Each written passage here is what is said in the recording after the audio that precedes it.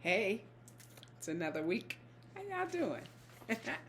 I thought this week I would talk to you because I was watching an interview, a YouTube interview.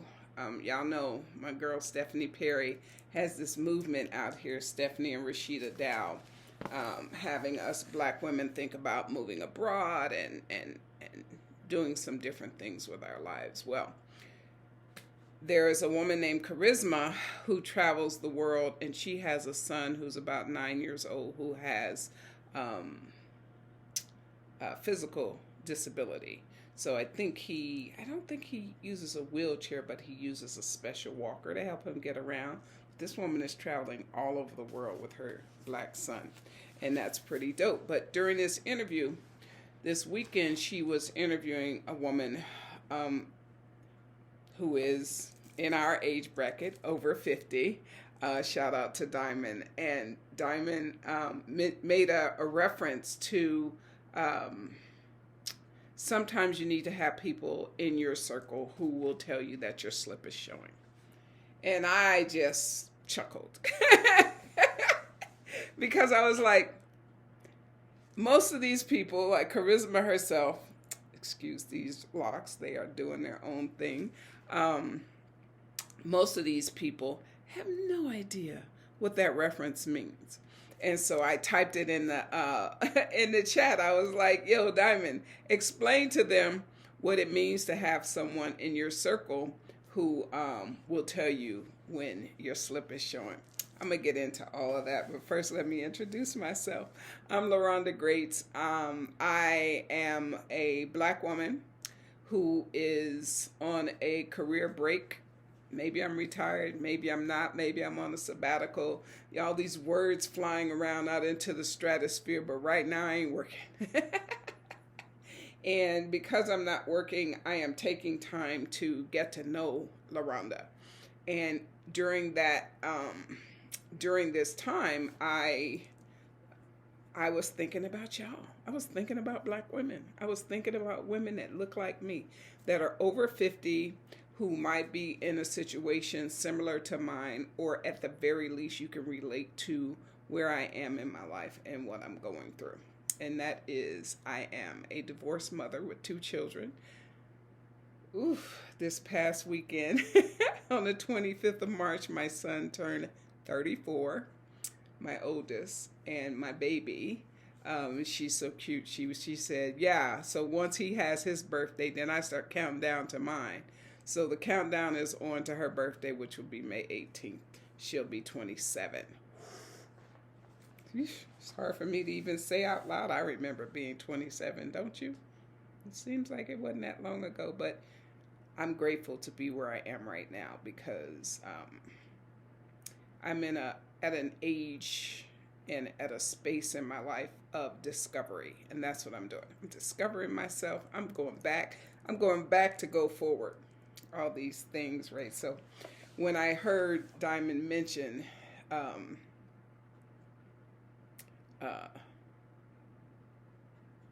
having someone in your circle that'll tell you when your slip is showing, it touched me because when I've lived in a lot of different places. I had worked in 5 different private schools, some boarding schools, some day schools, and it was when I went to Los Angeles and I met a black woman, and immediately she and I were able to connect around that phrase. And I said it, and maybe she said it to me or I said it to her, whatever. Either way, I knew she was my sister immediately. I knew that she understood the concept, and the fact that we were able to talk about the concept, I knew she would be one less person that I would have to be looking over my shoulder at, right? Like, oh, what's her motive? What is she talking to me for? What is that, right? Because unfortunately, that can be the journey. And I'm looking down at my notes so I don't just go to rambling on, because I got things to ramble about. So another, the opposite of having someone in your life that'll tell you that your slip is showing is the expression, not all skin folk are kinfolk, right? I can't even count. I don't even want to count the number of times that I just immediately gave people a pass because they looked like me. Um, Racially, we share gender. You know, as we all know, we certainly are more alike than we are different. But our loyalties, no, you have to take your time to know, what kind of person you're dealing with. Are you dealing with a person that's going to tell you that your slip is showing? Yo, sis, you got spinach in your teeth, there's something on the bottom of your shoe? Or are you involved with someone who is laughing at you behind your back? I don't have time to be trying to worry about what you think about me. I heard it years ago. I heard the expression, what other people think about me is none of my business. I adopted it, took it, put it in my purse, and been carrying it and walking around with it ever since I heard it. Because it's none of my business. I don't care what you think about me. That's for you and your God to deal with. And you shouldn't be thinking about me in the first place. You don't have a heaven nor hell to put me in. I ain't got one to put you in. So I'm not going to spend a lot of time putting my words, putting my thoughts and opinions on you, and do the same for me, please and thank you. So I wrote here in my notes about bucking stereotypes. One of the areas, area of stereotype that my whole life has been just like the opposite. People will say, this is supposed to happen this way. And for me, it doesn't normally happen that way. And mostly, and I'm going to, on this channel, focus on positives, right? So this is a shout out to the queen in my world of that, breaking stereotypes, is my ex-mother-in-law. I got divorced from my husband legally in 1998, but my mother-in-law has been ride or die with me. She helped me financially when I couldn't make, you got too much month at the end of your money. She would kick in and do for me and help me, and I would not be here today with these grown children, one of which is not, I will legally say this, not her grandchild, right? But, so my daughter is not her granddaughter. By DNA, I should say, not just legally, but she's just always been that woman who, loyal, loving, kind, here for guidance, here to support me in ways, even when she don't understand half of the stuff that I'm doing, why I'm doing it, how I'm doing it, why you working here, why you going there, why you moving here, hither and yon.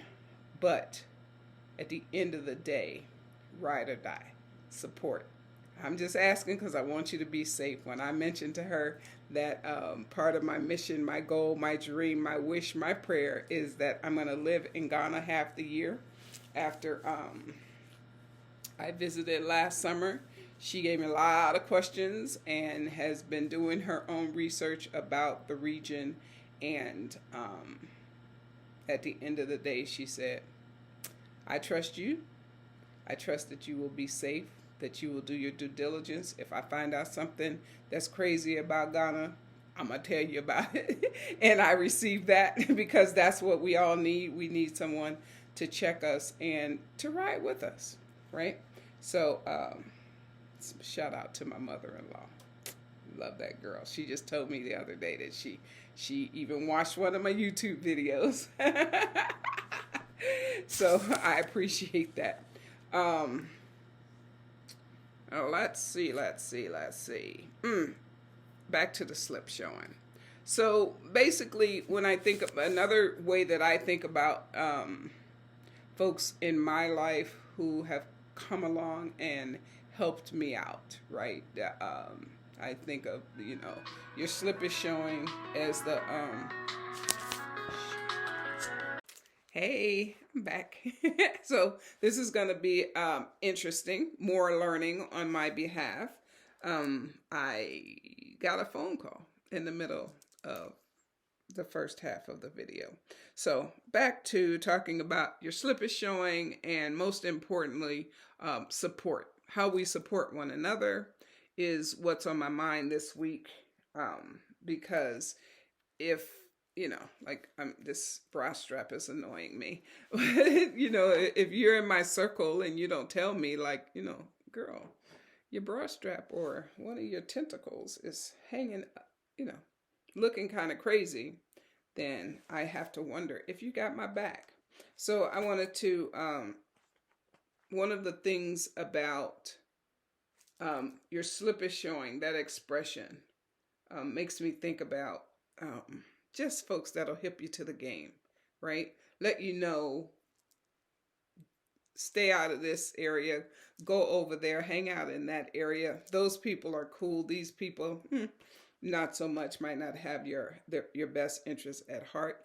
And I thought I would talk about just some of the people. Again, I shouted out my mother-in-law, and now I have a friend, Kelly. Kelly is that your slip is showing friend.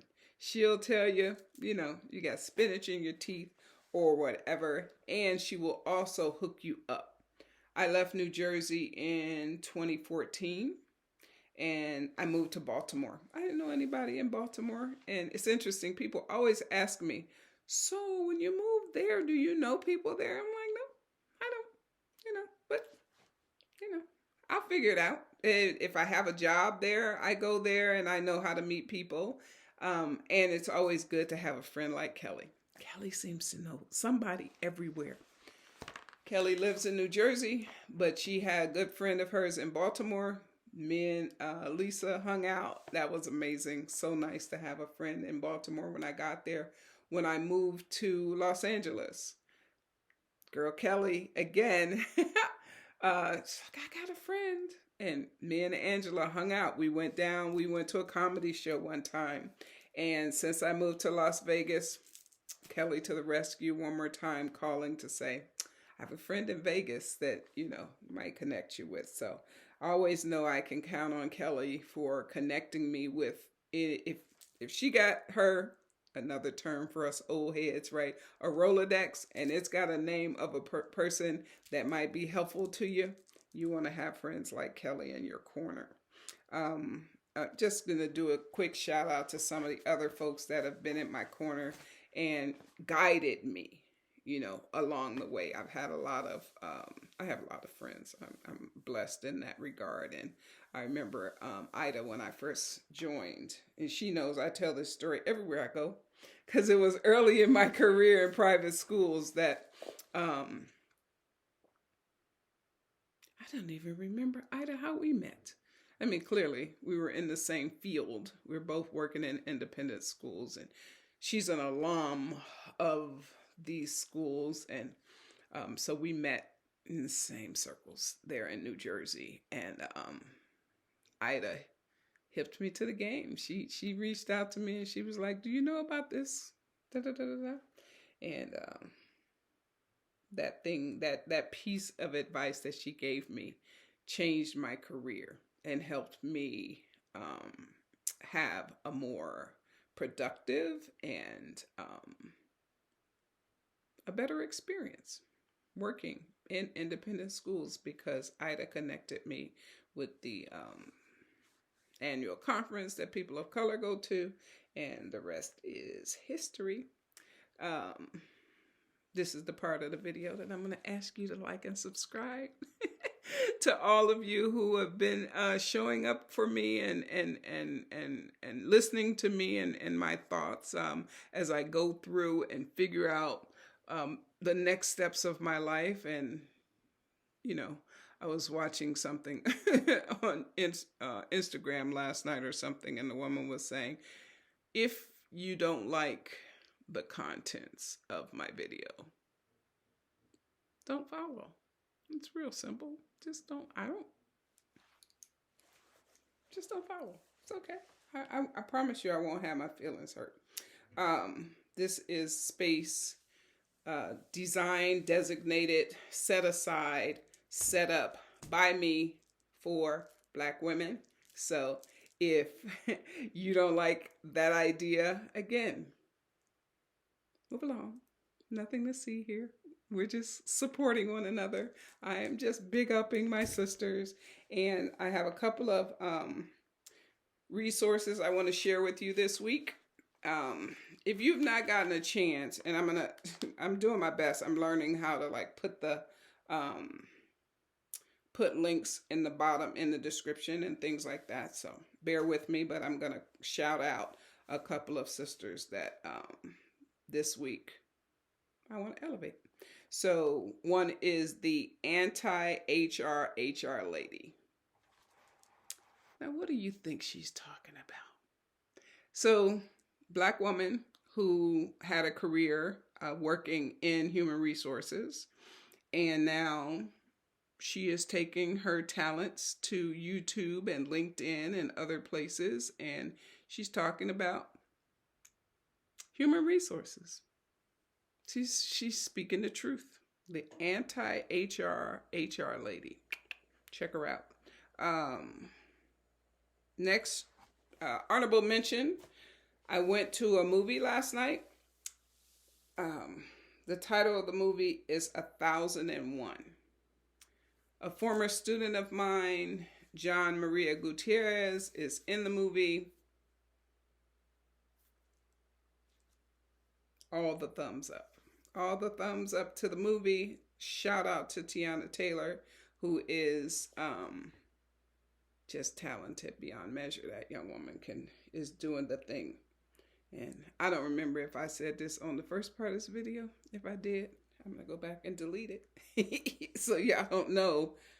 Or I don't care. You know, I'm over 50. Sometimes we forget stuff. Even if it happened 2 hours before. It's a fact. That's a fact. If I said it twice, that means that it was that good and you needed to hear it twice. I'm not doing a whole lot of editing. I'm not editing the other one. I'm going to take that one and I'm going to splice this one together and I'm going to put it up on YouTube. And I hope y'all enjoy it. Give me grace, y'all, because I'm learning and I'm enjoying the learning process, and I hope you're enjoying it with me. Last but not least, I want to talk about 2 books. So yesterday, or one day this week, I was on LinkedIn, and Minda Harts. If you're not following Minda Harts, MindaHarts, one of her books, The Memo, What Women of Color Need to Know to Secure a Seat at the Table. Now, if you're over 50 and you're already retired, or you ain't trying to get to the table, just ignore that. But it's an excellent read. If you are over 50, you're still in the fight. You're working in a workplace. You want to know how to. You want to feel seen. This book, Minda wrote this book, and what I do in my books, you'll see, I put little tabs. What I do is every chapter, I put a little tab beside it. That way, if I want to get back to it really quickly. So, let's see. Yeah, so this book is excellent. Highly recommend. Highly recommend. The Memo by Minda Harts. Second recommend of the week is Minda's second book. It's called Right Within. You know, Lauren sang it, How You Gonna Win If You Ain't Right Within? And the subtitle of this book is How to Heal from Racial Trauma in the Workplace. That title says it all, doesn't it? How to heal from racial trauma in the workplace. Still working on it. I am still working on my own healing from trauma after working the majority of my life. But highly recommend these two books by Minda Harts. And the, like I said, if you're looking for a good movie to see this weekend, 1001, which stars Tiana Taylor. And yeah, highly recommend that movie. And last but not least, if you want to just see some good content, the AntiHr HR lady is, I also recommend. Oh yeah, I said last but not least, but I'm always going to end these videos, or I'm probably always going to give Stephanie Perry her flowers, because she got me into this. And Stephanie was in El Salvador, and she did a video talking about house sitting. And Trusted House Sitters is the platform and the company that she uses. If you've ever thought that you want to travel and the cost of hotels or Airbnbs or whatever is maybe cost prohibitive for you, you don't mind pets, because Trusted House Sitters, why do people need somebody to sit at their house? Probably because they have a pet, a dog or a cat or a fish or something that they want someone to look after. And I'm telling you, there are Black women out here doing house sits all over the world. All over the world. I'll probably do a video about that, just because I'm enjoying watching what they're doing. I'm not really a pet person, so it's kind of hard for me to be like, hey, I want to go and sit with somebody's cat or dog. But there's one lady that does luxury house sits. I do like luxury. And I can't afford it.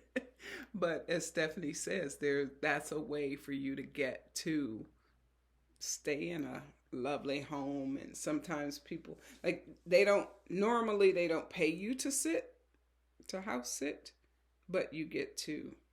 So if you can get yourself, you can house sit here in the United States, or you can house sit all over the world.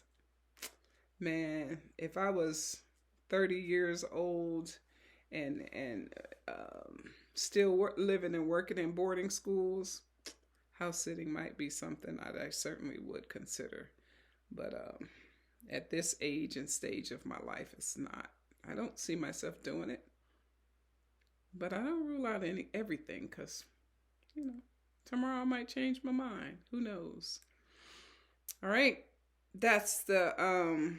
Stephanie also has great content on her page about taking sabbaticals. Radical sabbaticals. Want to stop working for a while? 3 months? 6 months? She talks about how much she saved up so that she could not work for a year. And then she never went back to work. She figured out a different way to make money. And that's the other piece. I think next week I'll talk about the conversation I had with a group of Black women about money and about the healthcare industry and why we stay in jobs probably longer than we want to stay in jobs. Most likely because we don't have money. We don't have generational wealth sitting around. Personally, I'm blessed that I got my student loans forgiven, etc., but I still don't own a house. And at this stage in my life, I don't know that I want to own a house. I just want the money that comes with owning it. I want to own it so I can sell it. Yep, that's the fact check. All right. Thank y'all. Thanks for being here. Thanks for listening to me. I hope you'll come back next week when I'll come up with something else to talk about, pop culture related or something. There's so much going on in the world. Hurricanes and tornadoes. Sad about the tornadoes in Mississippi. I can't even I cannot address the issue about the school shootings. I can't. I can't hold it. I'm so sad that we have come to a time in our lives that schools are not sacred. Our places of worship are not sacred. Schools are not sacred. Just like there's no safe place, and the children should be able to go to school and learn. And, I think it's gross, and I'm sad, and I am praying for those who have children in schools, and for the educators who have to continue to go to schools and put on